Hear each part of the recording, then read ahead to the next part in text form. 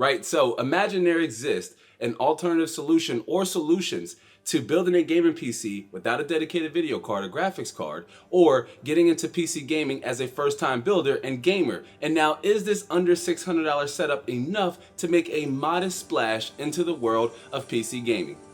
Let's find out. But if this is your first time to the channel, be sure to subscribe with the notification bell on to catch all future content and to take your experience to the next level as a PC gamer when you sign up to become a channel member. What's happening YouTube and the internet? Terrence here, and we are back inside the lab and taking a look into the world, or part of it, of APUs, that is CPUs, that comes with integrated graphics. As this CPU, the 3200G, could be a viable solution if you're looking to build a PC for light gaming, but with upgrade potential to perform better and do so much more. And before we jump into the benchmarks and discuss what the CPU is capable of, how much it costs, and who it's targeted for, let's quickly go over our test setup, or the configuration we will be using to test the CPU, the 3200G. Getting it started with our CPU, the AMD Ryzen 3 3200G, with its 4 cores and 4 threads, a boost clock of up to 4 GHz and a base clock frequency of 3.6 GHz, and a 65 watt TDP. It's based on the 12 nanometer Zen Plus architecture with onboard Vega 8 graphics that has a graphics clock of 1250 MHz and 8 cores or compute units. It's a cut down version of the slightly more expensive 3400G, which has a higher boost clock frequency, support for SMT, that's simultaneously multi-threading, with 4 cores and 8 threads and 11 compute units. But at under $250, the 3200G makes too much of a compelling case as the value-centric, price-to-performance APU that comes with a competent cooler, which we will be using the stock cooler that comes with the 3200G, the Wraith Stealth. It should dissipate enough heat to allow the 3200G to boost up to 4 GHz on all 4 cores, but you can add $30 to $40 to your budget and invest in an air cooler like the Be Quiet Pure Rock 2 Black or the Vitro V5 CPU air cooler that has addressable RGB.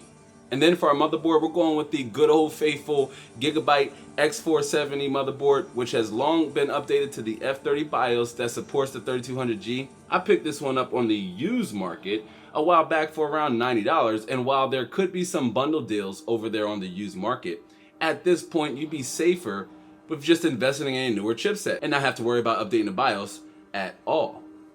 And then for our RAM, we have 2 8GB sticks of G-Scale DDR4 at 3200 MHz, and you can pick up a 16GB kit of memory for well under $100, and in some cases under $60. We also shouldn't have an issue at loading a DOCP of 2933 MHz for maximum performance over in the BIOS. And this appears to be the sweet spot between Zen and Zen Plus, which is something we pointed out in our Unlocking DDR4 video we did a while back. It's a bit dated, but very much still relevant to the conversation now.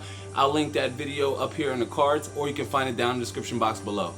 And since the 3200G reserves 2 GB of system memory, going with 16 GB of RAM should provide us with enough headroom to raise the bar now, but also in the future as we level up the resolution and detail in our games. And which, speaking of, to store our games, OS, application, and files, we have a single 500GB SSD.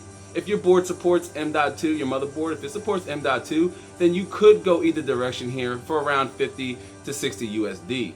And then to power our open air APU setup, we're going with the good old reliable EVGA G3 750 watt gold rated PSU. It's more than enough juice for this configuration without a dedicated graphics card, but as a better alternative, you could invest in the EVGA Supernova GA, which is a 650 watt 80 plus gold certified fully modular power supply unit, and you would meet the PSU requirements for a wide range of cards in the at least XX60 to 80 series between the 9 to 30 series lineup of NVIDIA GPUs, or an AMD graphics card like the 6000 series 6600 XT or 6700 XT or the previous 5700 XT, should and when they become more available and affordable, both respectively on both markets. And then while this setup or this configuration is very much an open air setup, you could add a case in the $50 to $60 range like the Deepcool Matrix 50 mid-tower case with its tempered glass side panel, and you have a PC that comes in at well under 600 USD, or a system that comes in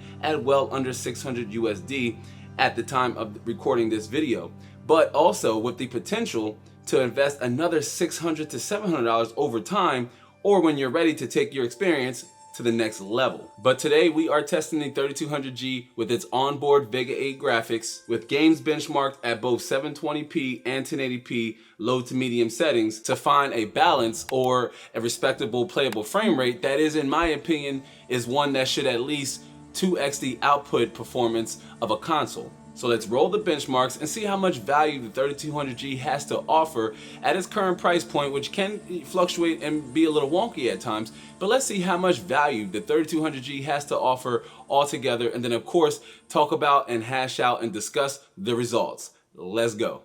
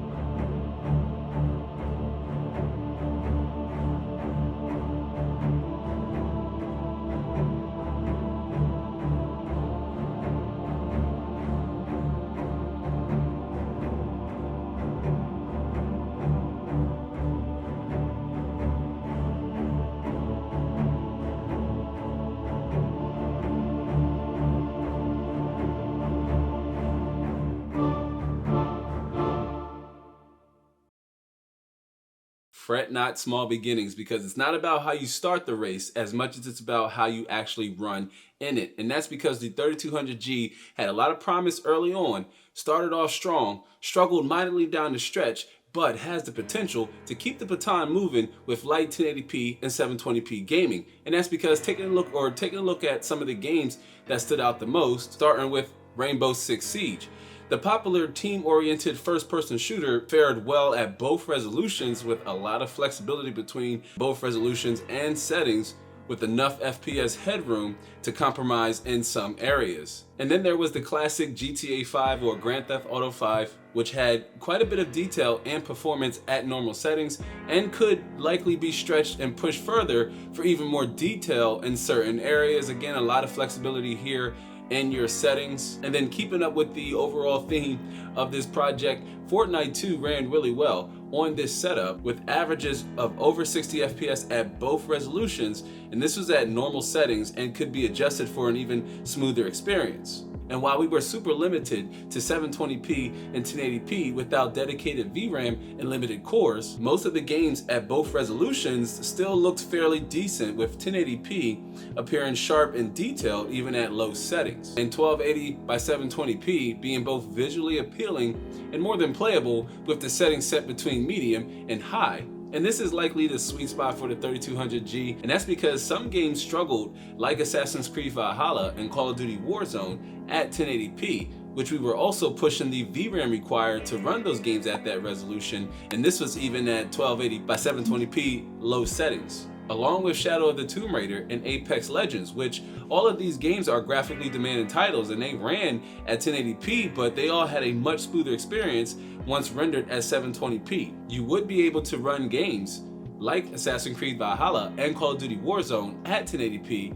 It's just that the experience wouldn't be all that great or that much better than a console. And then I was able to dial in a DLCP or an XMP for you Intel fans out there of at least 2666 megahertz. 3200 megahertz wasn't completely stable during the benchmark, so I went ahead and dialed it back to a frequency that was stable, and that was 2666 megahertz. And to round out our testing with temps, clock speeds, and power draw, while we were on an open air configuration, the 3200G did hit between 64 to 72 degrees C during gaming. This indicates that, again, the cooler, the Wraith Stealth, held up and got the job done, holding down both the CPU and our temps. But these conditions allowed the 3200G to boost up to 3.7 gigahertz on all 4 cores at a max boost frequency of 1240 megahertz on the GPU core, and pull between 100 to 115 watts during our gaming benchmarks, which again doesn't even come close to exceeding our PSU wattage. But the key here is your ability to add a dedicated video card in the future, along with the CPU that has higher cores, higher power draw, and a higher boost clock frequency. But between classic and more readily available consoles, both the PS4 and the Xbox One render their games at 720p and 1080p. And instead of relying on their algorithms and custom systems to change the game for you, you could build a PC with the 3200G and you'd have the ability to manipulate and control the resolution and level of detail in a manner and way that you see fit. Similar to the Anomaly and the Matrix movies, except in this case you would be inside the Matrix or outside the Matrix. Another layer of control. Anyhow, don't consider it a chore. Consider it an exclusive benefit, a perk to being a gamer, having the ability to control the look and feel in the games you like to play. Cost aside, which can be selective given how silicon has been widely affected by the global semiconductor storage, 3200G can be picked up for around 200 USD.